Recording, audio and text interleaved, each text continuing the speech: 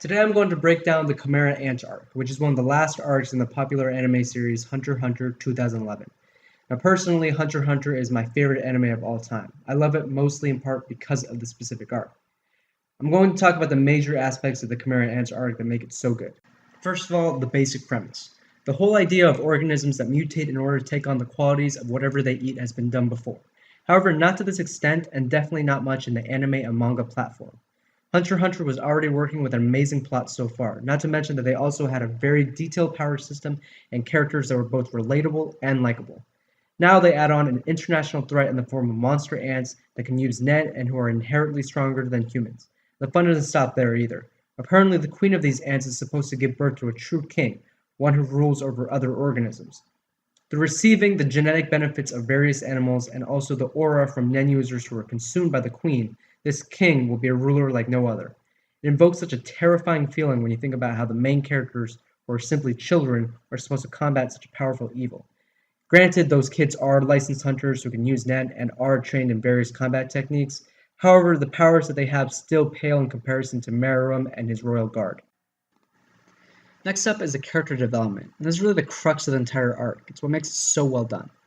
Up to this point, Togashi did an excellent job of creating characters that have way more depth to them than the average anime characters usually do. Gon Freaks is introduced as a happy-go-lucky, innocent kid, albeit with a few darker tendencies. As the story progresses, these tendencies are elaborated upon, and we see that Gon is a very morally ambiguous character. This differs from the standard hero anime protagonist that we usually see throughout shonen anime and manga. Gon befriends serial killers and assassins such as Killua and Binol despite the amount of innocent people they have killed. He also has no qualms about sacrificing people to meet his own ambitions and goals, as he used Agon as bait to get Hisoka's tag in the Hunter exams. The Chimera Ant arc delves into the negative aspects of Gon's personality after he experiences the loss of his friend Kite to the hands of Pito, a royal guard. Even though he was unaware that Kite was dead, he still felt immense feelings of abhorrence and animosity for Neferpito. While at first to the audience these feelings were nothing more than anger and a need for vengeance, it became quite clear how deep these emotions actually ran. During both exchanges between Gon and Pito following the beginning of the palace invasion, the first when Gon and Killua found Pito healing Kamugi, and the second being when Gon is told Kite is dead and when the actual fight between them begins, Gon exhibits extreme mental breakdowns.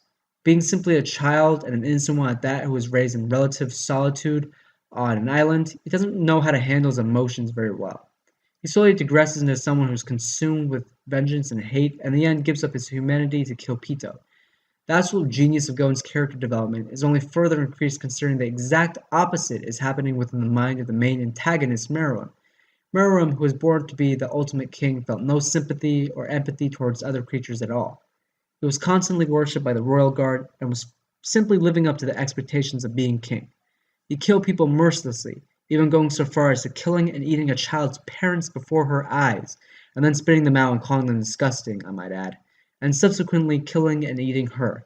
However, after experiencing multiple losses to Kamugi in the board game Gungi, he slowly started to transform. He began to show an appreciation for life and even admitted to there being various types of strength other than raw power that surpasses it.